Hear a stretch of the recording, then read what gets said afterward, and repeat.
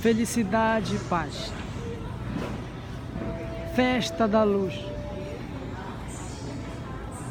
Reino de Deus, dos anjos com Jesus. É o estado novo do universo, da vida no universo. Também novo, leve,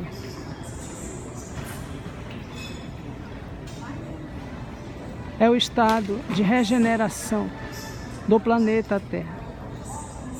Estado que beneficia um mínimo de 5,5 bilhões de cidadãos bons, virtuosos, trabalhadores, que esperavam no cristianismo, em Jesus, em Deus, no que há de melhor que a vida sempre ofereceu. Um bom dia, um ótimo dia.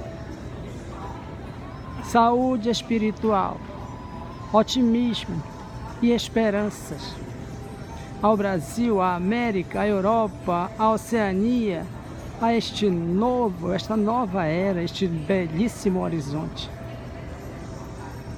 Estamos em Belém do Pará, hoje no Aeroporto Internacional. Mês de dezembro, mês véspera do Natal. Houve a necessidade da antecipação da data e com ela começou o reino dos céus, que a tudo beneficia. Muita luz, muita harmonia, muito amor entre planos, mundos superiores a se espalharem pelo resto do universo, por toda a vida. Muito bom dia a todos. Vamos ler um pouco sobre a história do Consolador, o que há de melhor para a educação, o bem-estar também do ser humano na Terra, com vistas ao século XXI e ao início do terceiro milênio, deste terceiro milênio.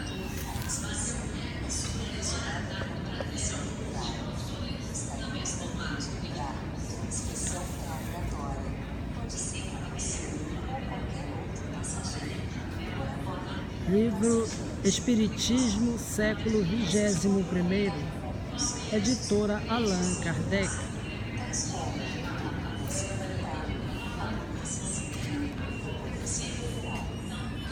Felicitações, desejos de solidariedade e luz ao Senhor Zalmino Zimmermann.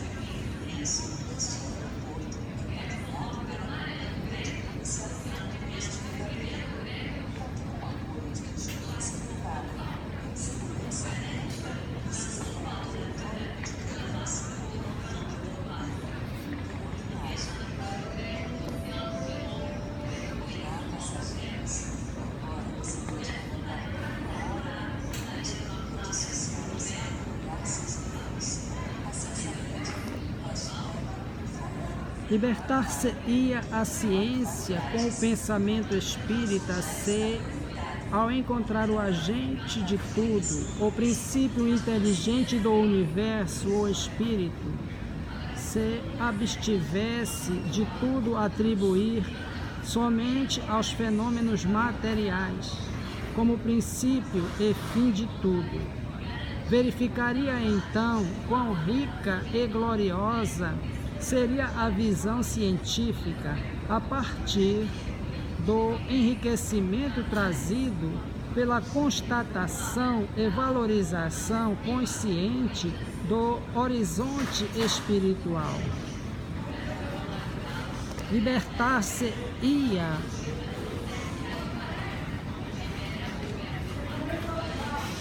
a filosofia por meio do pensamento espírita quando pousasse suas reflexões, fosse qual fosse a escola de pensamentos sustentada na realidade do ser imortal, ao conceber que o pensamento é atributo da alma. A partir disso, se tornaria mais simples a compreensão de que tudo quanto existe no campo da matéria densa não passa das elaborações da mente, do psiquismo do ser espiritual. Entenderia o filósofo sob a profunda luz espírita que há um caminho menos agreste para a compreensão do ser e da existência, bem como o sentido de tudo, nos mundos disseminados pelos espaços. Libertar-se-ia a fé religiosa ante o pensamento espírita, qualquer que fosse a sua linha interpretativa dos fenômenos da alma, ao observar seriamente e penetrar o conhecimento das leis da natureza, base em que se apoia a estrutura espírita.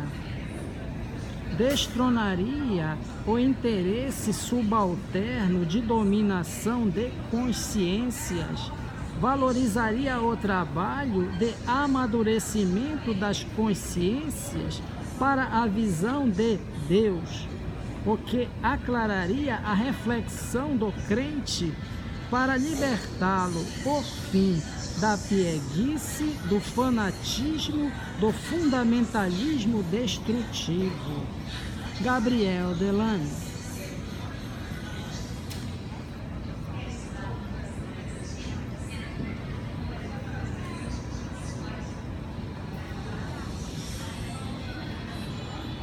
Conceito de Espiritismo.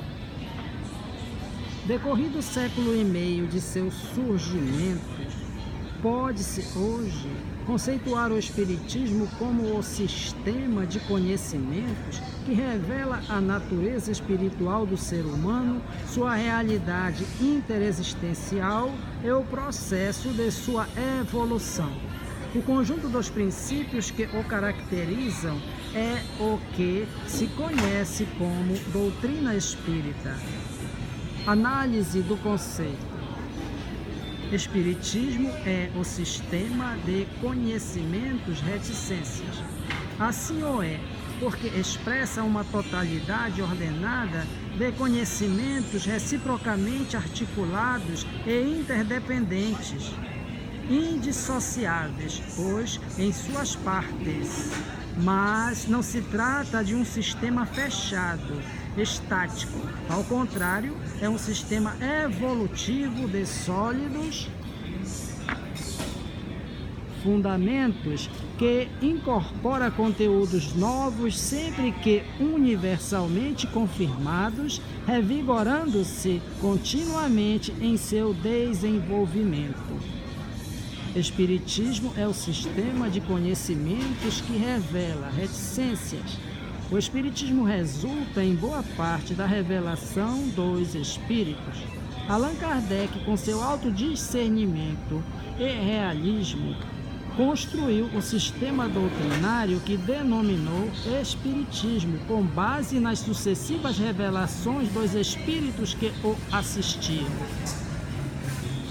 Reportando-se às suas experiências iniciais e, depois, à preparação de O Livro dos Espíritos, a obra fundamental do Espiritismo, escrevia o codificador. Compreendi, antes de tudo, a gravidade da exploração que ia empreender, percebi naqueles fenômenos a chave do problema tão obscuro e tão controvertido do passado e do futuro da humanidade, a solução que eu procurara em toda a minha vida. Era, em suma, toda uma revolução das ideias, e nas crenças. Fazia-se mister, portanto, andar com a maior circunspeção e não levianamente, ser positivista e não idealista, para não me deixar iludir. Vi logo que cada espírito, em virtude da sua posição pessoal e de seus conhecimentos, me desvendava uma face daquele mundo. Do mesmo modo que se chega a conhecer o estado de um país interrogando habitantes seus de todas as classes, não podendo um só individualmente informar-nos de tudo. Compete ao observador formar o conjunto por meio dos documentos colhidos de diferentes lados, colecionados, coordenados e comparados uns com outros.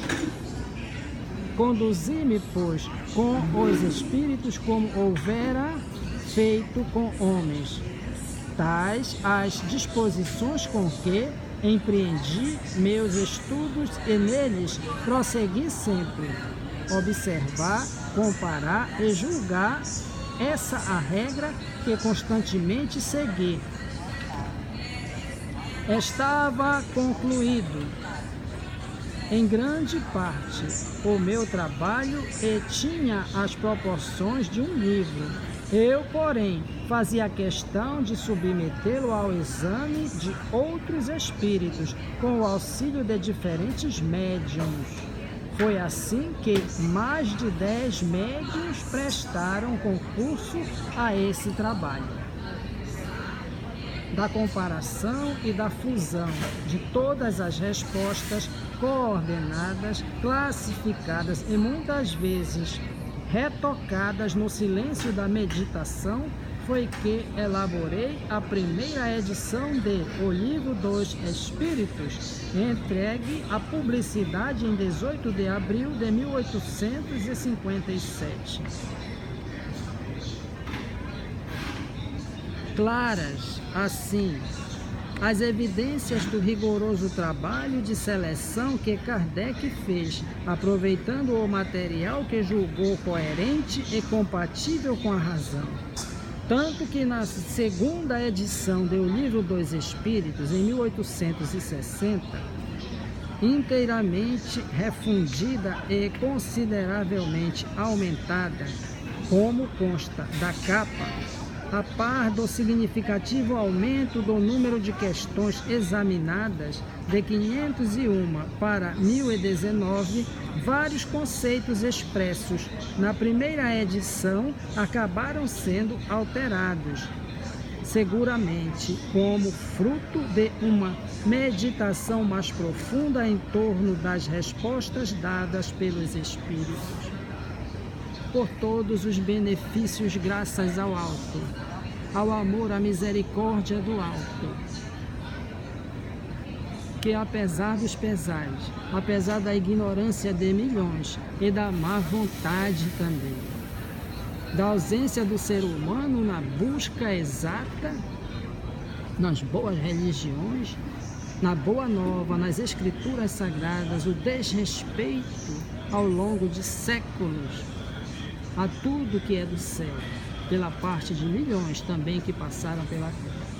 Muito amor, perdão, misericórdia, somados com os valores íntimos, os méritos pessoais de quantos hoje foram aprovados ao reino dos céus. Muitas graças ao alto a todos estes benfeitores do invisível.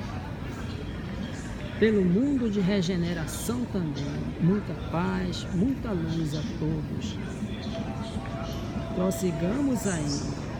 Hoje, o Espiritismo continua se desenvolvendo com base nas sucessivas revelações dos espíritos desencarnados e no labor dos encarnados, constituindo em seu conjunto o que se convencionou chamar de revelação espírita. O termo revelação traduz normalmente conhecimento inédito relativamente a certos aspectos da verdade. abstraindo os conceitos e interpretações que se registram principalmente no desenvolvimento do pensamento filosófico.